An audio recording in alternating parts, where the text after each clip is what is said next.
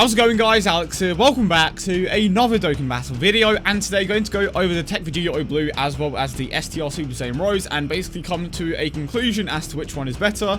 And as always, I hope you guys are having a great day, and if you do enjoy today's video, consider leaving a like and subscribing if you are new. But start off with the leader skill. People initially thought, okay, just put a bunch of heroes on your team, but this is slightly different. You actually need to have every single type on your team for the leader skill to be active. So of course that's the free key to super types as well as a 120% stat boost, but you do need an agility type unit, tech, in STR and physical. If you don't have those, you are going to be getting the increase. Moving on to the super attack mechanic, of course, and I will be showing his damage potential probably in a few moments, but I just kind of want to go over the card first.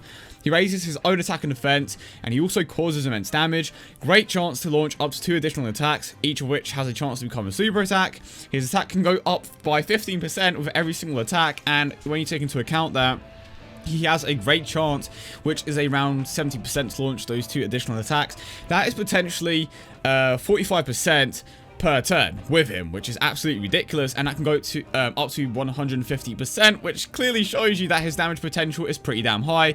And this is another, okay, this is the thing that stuck out to me the most. This is the potentially one of the biggest upgrades to like any card ever, and I know it kind of sounds like I'm exaggerating, but this particular part of the card genuinely does make a massive difference when it comes to their total damage output, and Rose does have the exact same. First 2 units in the game that are just, transcend ultra rares, so you have a 12 key multiplier of 160%. We are so used to units like this just having a 12 key multiplier of 150, but they buffed that by 10% for both TEQ VEGITO and the Super Saiyan Rose Goku Black, so that's a massive increase, and I would imagine that we are potentially going to be seeing more units like that, down the road, but maybe they are just going to be exclusive for these 2. Who knows? We shall see. Moving on to the links, Super Saiyan, Kamehameha, Warrior God, Power Stowaway God, Feast Fighter, Over in a Flash, and Fierce Battle. So I absolutely love that they kept that Warrior God linked. Unfortunately, the physical one didn't have that, but that is instantly a 10% attack link on top of Super Saiyan as well as Fierce Battle, which just further increases his total damage output. So clearly he is pretty damn good so far, and of course I will be going over a few more things in a couple of moments, but the only real negatives about the card is that all of his categories are 120% lead, which is a bit of a shame. Obviously you have Super Saiyan through Goku, that gives a 120% stat boost. You have his own leader skill, 120%. You have the Realm of Gods category, which is Ultra Instinct Goku, 120, Potara, 120, which both Super Saiyan Rose and VEGITO Blue are in. Those are legit the only 2 categories that both of those units are in. Who knows, maybe we are going to be getting a Future Trunks arc, category down the road. Maybe we are going to be getting an additional hero and villain lead in a new Merger Masu and Super Saiyan Rage Trunks. Just so many possibilities for that. And if they do end up releasing a new Rage Trunks and, Merger Masu, I would imagine that the boost is going to be around 150%, which would be the best lead for these units in particular. But I would imagine that maybe not Kefla, but Ultra Instinct Goku definitely is going to be getting an awakening. Maybe we are going to be getting a new UI Goku, but it's just such an interesting situation because we have legit never seen anything like this before. Usually when they release a Dokkan Fest unit, he, has his own Dokkan event, but it's either going to be the current one that we have, Dokkan Awakening, or there's going to be another one. Maybe this one will, well, I would imagine that if they do release a new one, the current one that we have is going to awaken as well, so he will eventually be getting a better leader skill, and obviously allowing this VEGITO Blue and the other Super Saiyan Rose to perform at a much higher level. But for now, this is what we are currently dealing with. But to go over to his damage potential, and a big shout out to Mobile Man for the calculations. So just to quickly give you guys a brief explanation of what is going on here. So as you can clearly tell in the first calculation, pardon me, Super Saiyan Blue VEGITO with the 3 potential system buffs. Average passive buff, 84% attack. Average super attack multiply, 590%. Average buff to normal attacks is a 75.5% increase.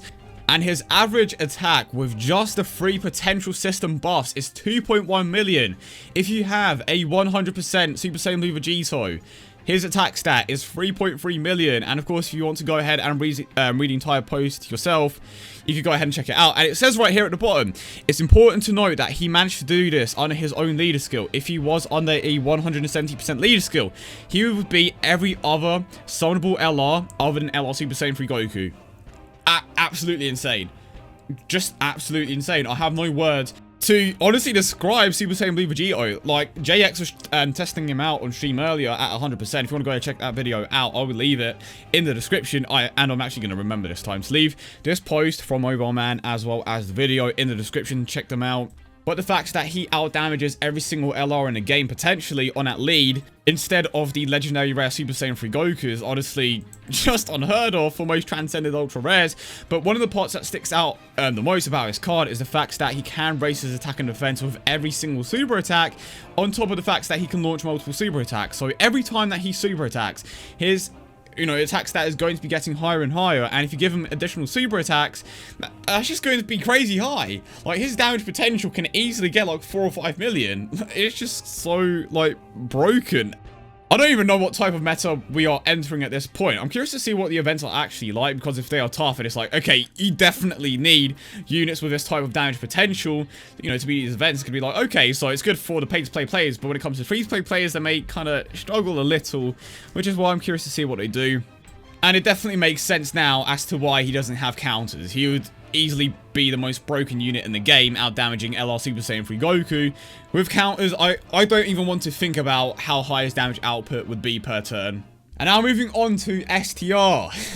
Super Saiyan Rose, Super Saiyan Rose, however you want to pronounce it. Goku Black. Unfortunately, no calculations for him, but we can still get a pretty decent idea of what he can do. So he is the exact same as Vegito Blue when it comes to the leader skill. If your team has all the types, he gives the free key to extreme types, as well as a 120% stat boost. Of course, we went over how he is in the exact same categories as Vegito Blue, so his attack isn't going to be as high as it could be. And of course, he has that 12 key multiplier of 160%, causes immense damage, and raises the attack of all your extreme type allies by 30% for 1 turn.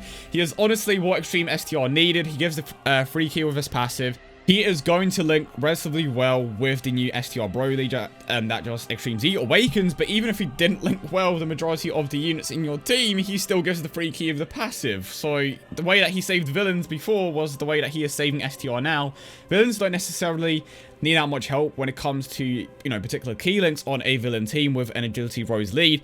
But when it comes to STR, it definitely did need a major upgrade, and this is exactly it.